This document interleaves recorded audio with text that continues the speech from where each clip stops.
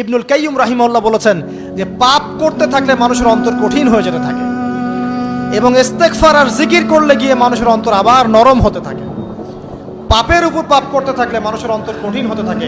এই বিষয়ে রাসূলুল্লাহ সাল্লাল্লাহু আলাইহি ওয়াসাল্লাম বলেছেন, যখন মানুষ একটা পাপ করে কলবের মধ্যে একটা কালো দাগ পড়ে যায়, যখন আরো একটা পাপ করে আরেকটা কালো দাগ পড়ে যায়, এভাবে যখন পাপ করতেই থাকে তখন পুরো কলবটাই কালিমা পূর্ণ হয়ে যায়।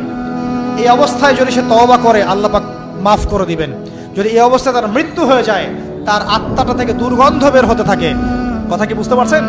যখন অন্তর পাপ করতে করতে কলুষিত হয়ে যাবে, ওয়াকাদ খাবা মান দাসাহা, যখন পাপ করতে করতে অন্তর কলুষিত হয়ে যাবে, তখন আপনার এই মালাকুল মউত পর্যন্ত ওই আত্মাটাকে বের করার সময় ঘৃণা করবে, দুর্গন্ধযুক্ত। আল্লাহ পাক আমাদেরকে পাপ থেকে বাঁচিয়ে রাখুন। আমি এরকম কিছু কাজ আছে, বস্তুবাদিতা, শিরক, বেদাত, হারাম রিজিক, সারাদিন দুনিয়ার ফিকির নিয়ে থাকা, ঠিক আছে, অন্যের ক্ষতি করা, পাপ কন্টিনিউয়াসলি করতে থাকা এবং দিন ছেড়ে দেওয়া, দিনের এলেম ছেড়ে দেওয়া, আল্লাহ পাকের আনুগত্য ছেড়ে দেওয়া, এই কাজগুলো করতে থাকলে মানুষের অন্তর কি হয়? কঠিন হয়ে যায়। এখন সলিউশন কি বলেন? 5 মিনিটে আমি সলিউশন বলছি, কেমন করে আপনি এটাকে নরম করবেন আর পরিশুদ্ধতা অর্জন করবেন এবং ওই পাখির মতো মুক্ত আকাশে উড়বেন। কিভাবে বলবো? 1 নাম্বার, অবশ্যই শিরক ত্যাগ করতে হবে। কি করতে হবে? শিরক ত্যাগ করতে হবে। আল্লাহ পাকের তাওহীদের উপর থাকতে হবে। আল্লাহ পাক তৌফিক দান করুন।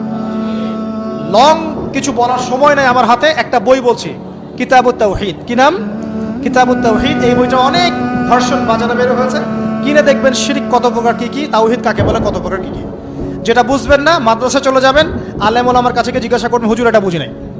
ঠিক আছে? 1 নাম্বার, শিরক ত্যাগ করতে হবে। 2 নাম্বার, আপনাকে তাওহীদে থাকতে হবে। এটা এক, অন্তর নরম করার কথা বলছি। 2 নাম্বার, সুন্নতের উপর আমল করতে হবে। ওই যে পাখির কথা বললাম, যে সকালবেলা বের হয় আর সন্ধ্যাবেলা কি করে? বাসায় ফেরে। খালি পেটে বের হয়, ভরা পেটে বাসায় ফেরে। তার মানে আমাদেরকেও সকাল সন্ধ্যাটা কাটাতে হবে নবী সাল্লাল্লাহু আলাইহি ওয়াসাল্লামের সুন্নত অনুযায়ী। যখন তিনি ঘুমাতেন তখন ঘুমাবেন, যখন উঠতেন তখন উঠবেন, বাকি কাজ যেমন করে করতেন তেমন করে করবেন, তখন অন্তর ইনশাআল্লাহ নরম হয়ে যাবে। ঠিক আছে ভাই? 2। 3 নাম্বার, 5 ওয়াক্ত নামাজ জামাতে। নামাজ